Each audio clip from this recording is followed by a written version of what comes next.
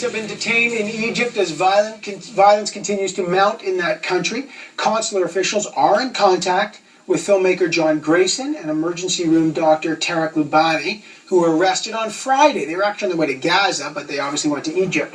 New reports suggest as many as 1,000 people have been killed in Egypt since Wednesday. Those numbers are very much in dispute, though. That's when the police moved in to clear a pro-Morsi camp of protesters, killing many unarmed civilians in what's been called the worst mass unlawful killings in the country's modern history. There's lots of dispute about what exactly happened. Today, 25 Egyptian policemen were killed in the Sinai Peninsula. Some reports saying they were lined up and executed. Meanwhile, a lawyer for the ousted President Hosni Mubarak says he hopes the former leader could be freed within days, maybe even today. What will that mean if he's released from prison? Is Egypt descending into civil war? What can the West do about this? It's a very complicated situation. To help us understand it, I'm joined in Toronto by Mohamed El Rashidy, Vice President of the Canadian Arab Federation, and Janice Stein, the Director of the Munk School of Global Affairs, our regular panelists when it comes to unlocking the mysteries of that region. Mohamed El Rashidy, unprecedented levels of violence. Just tell me, with what's happened in Sinai with the police officers, the reaction to what happened in Cairo, how do you read it? Is this a descent into civil war or what? It's not a descent into civil war. It's very tragic to have the death toll rise to this level. You're referring to the Rabaa Square assault by the security forces on August the 14th. More people died on that day than the entire time from the beginning of the revolution in January 25th, 2011. So one day had more deaths than the entire time combined since.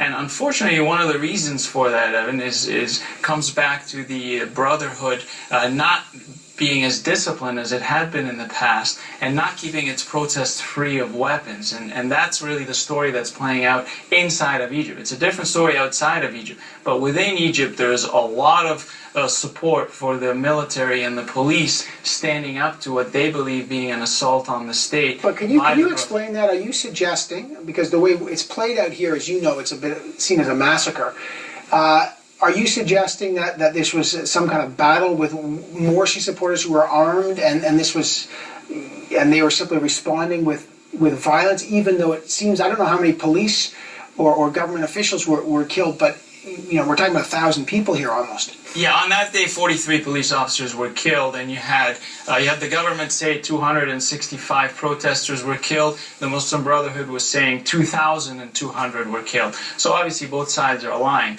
But when the death toll was somewhere in between. It's horrific. It should not have happened, and it should be condemned. But the reason this is very different from, say, all the protests that we've seen, Egypt has been in a perpetual state of protesting since the beginning of the revolution.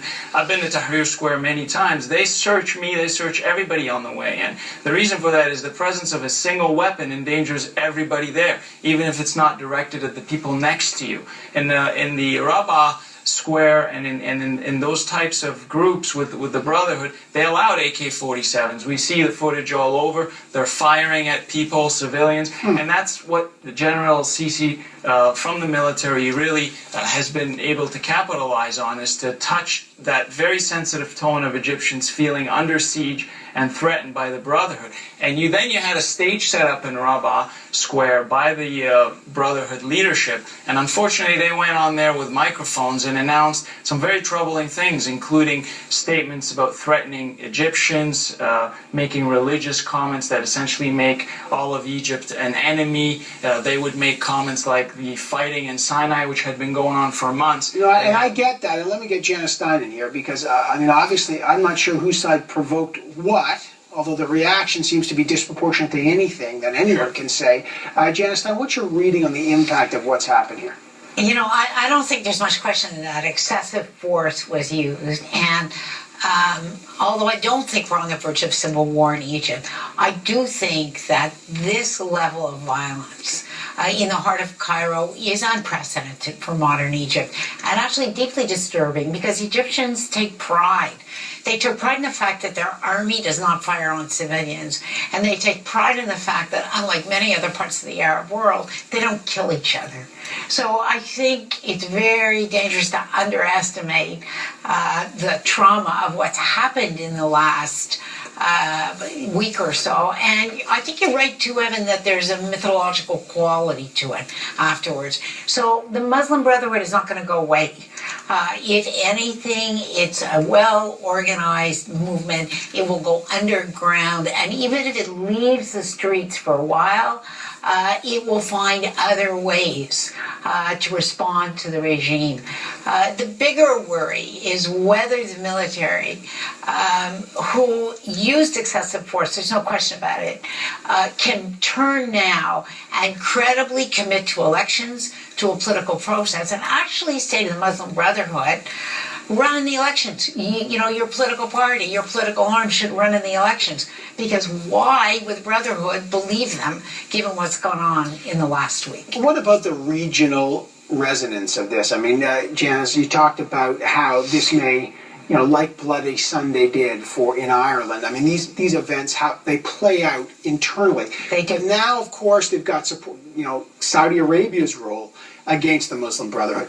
The U.S.'s role. I mean, Saudi Arabia gives $8 billion to Egypt. They're a big role. Mohamed El Rashidy, how does this play out regionally? Oh, it's going to have a big impact. I mean, Tunisia, first of all, would be the first in line here that is watching very closely, because as you know, it was Tunisia and Egypt that were starting this Arab Spring, and Tunisia is now being ruled by the equivalent of the Brotherhood, and so they're watching this very closely, and the failure of the Brotherhood in Egypt will have ramifications in Tunisia and beyond. The Saudi reaction is really, Saudi Arabia has always been against the Brotherhood, but covertly, and now they've really stepped it up because they feel the situation is urgent. You got to look at Saudi Arabia as a kingdom that is surrounded now by a region that is engulfed with internal turmoil, and certainly Saudi Arabia does not have free and fair elections, so that they do have reasons to fear this rise in popularity of the Brotherhood. But I think, Evan, it's important when you look at the region is to realize that domestically there is one perspective and internationally there's another. This is a very important point, that in Egypt, when we keep talking about civil war, Egypt is fairly united in this situation. They've been able to, the general's been able to bring people to rally behind him, and that's the reason we're going to see the fighting subside over the coming period. However, I agree with you, politically there is a problem, because as the professor said, the Brotherhood will have to be incorporated into the political process at some point. Janice, in the last minute I've got with you, what about the West? Foreign ministers in the EU will meet later this week to discuss suspending aid to Egypt. Some have argued that Obama was wrong not to call this a military coup last month and cut off aid, $1.8 billion to Egypt, to the military. I mean, what can the West or the U.S. do? Since we have such a short time, I'm going to say it very succinctly. Don't hold your breath. I hate to say this is a conversation the West is having with itself. It really has no leverage. It's the Saudis and the Qataris and the Turks who are players in this game. And I think Obama really understands this. He's in front of two very, very bad choices with no good options. Sorry, Jen, let me just follow up. The U.S. has influence in Saudi Arabia, though. Okay, yes. So how does that work? What is the Obama and Saudi? Are they working together at all, or is essentially has the U.S. influence essentially whittled away to very little now? I believe the U.S. influence is much diminished, and always with the Saudis. This is not new, Evan. When the name of the game is regime survival, and for the Saudis, the brothers are a mortal enemy and have been for years. The Saudis will do what they think they need to do to preserve their regime. They always have, and they're doing it again now. And that's why you've got $8 billion going to Egypt. That's right. All right, I got to leave it there. I only, because of my deep respect for Janice Stein and Mohamed El Rashidy, do I ask them to solve the problems of the Middle East in 10 minutes on a Monday afternoon. But listen, this is a very complicated situation. We'll be back to it as the days unfold, because this is really a game-changing situation going on there. Janice and Mohamed, good to see both of you. Good to see you, Evan. Still ahead on Power Politics, Stephen Harper.